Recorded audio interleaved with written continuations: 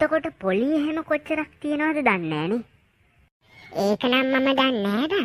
ඒ වුණාට බං පොලිය කොච්චර දෙනවද කියලා දැනගත්තා උඹට ඒ ගාන හදාගන්න බෑනේ. පුතාලට දැන් ඔච්චර සල්ලි එහෙම කොහෙන්ද? මමද? මම තමා ගමටම කුඩු දෙදන්නේ. ගණේ මුල්ලේ සංජීවගේ පොඩි පුතා. අර ඉන්නේ අපේ පුතා නේද? ඊට එහා පැත්තේ ඉන්නේ අපේ පුතා. මේ ජොනි දැන් මොකද බං කරන්නේ? ඇයි මොකද බං? අයියකෝ රොබෝටික්ස් තරකින් හම්බෙච්ච ලක්ෂයට අපි ඕවා නාස්ති කරන්න හොඳ නෑ බං. ඔව් බං අපි ඕවා ඉන්වෙස්ට් කරන්න ඕනේ.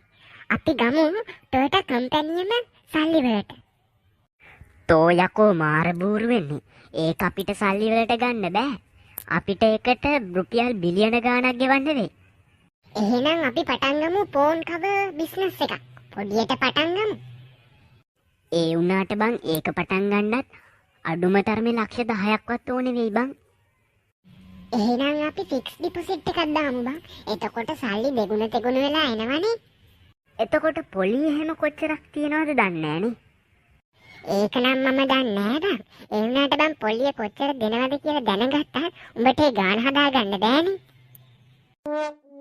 පුතාලත් ෆික්ස් එකක් දාන්නද? ඔව් අංකල්.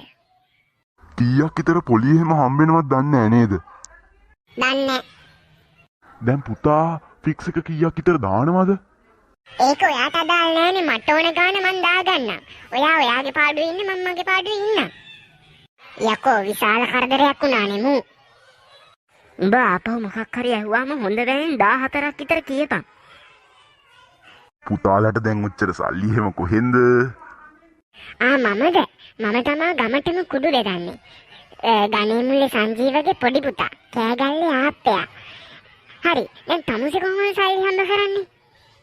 මමද? මම ඇවිල්ලා මත්ද්‍රව්‍ය නිවාරණාංශයේනේ.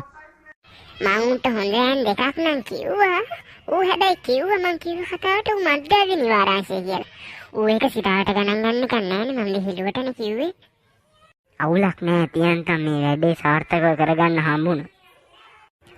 ටීවී එකේ ප්‍රවෘත්ති යනවා නේද? ඒක තමයි. ඉන්න බලමු පොඩ්ඩක් සද්ද වැඩි කරලා. ඔන්න හරි. මෙන්න දැන් ලැබුණු විශේෂ පුතාක්. ගණේමුල්ල සංජීවගේ පුතා වන කෑගල්ලේ ආප්පයා මීට සුළු මොහොතකට පෙර අත්අඩංගුවට ගෙන තිබෙනවා. ඒ ඔහුගේ සගයෙකුද සමග ෆික්ස් ඩිපොසිට් එකක් දමා කළු සල්ලි සුදු කිරීමට යන අවස්ථාවේදී අර ඉන්නේ අපේ පුතා නේද? ඊට එහා පැත්තේ ඉන්නේ අපේ පුතා.